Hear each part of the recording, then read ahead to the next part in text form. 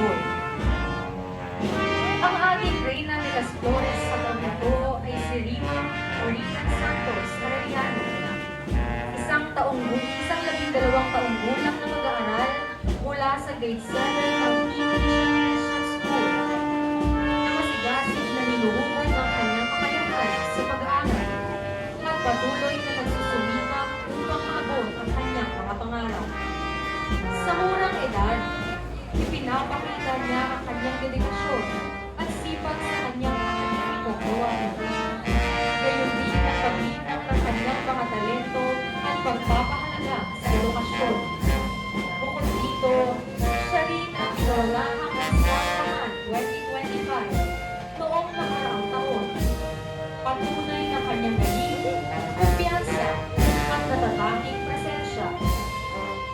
Kasama ang kanyang konsorte na si Ariel Barasola Jr., 23 years old, ay isang mahusay at kahanga-hangang individual na nagtapos bilang cum laude sa kursong Bachelor of Science in Hospitality Management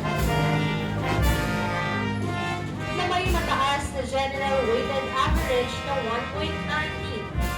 Sa kasalukuyan, siya ay nagsisilbing college professor sa Titamex College of St. Adeline, kung saan ibinabahagi niya ang kanyang kaalaman at kasanayan sa mga mag-aaral.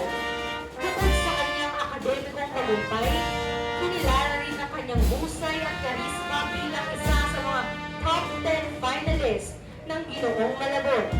Ngayong 2026, siya ay isa ring opisyal na kandidato ng Hari ng Ubando na kumakatawan sa Barangay Tanggulo. Higit pa rito, siya ang kinoronahang Mr. Sagarahan 2025 na patunay ng kanyang angking talino, kumpiyansa at natatanging presensya sa entablado.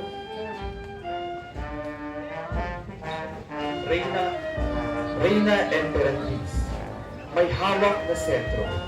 Ang taguring Emperatriz ay tumutukoy kay Elena bilang Emperatriz ng Roma.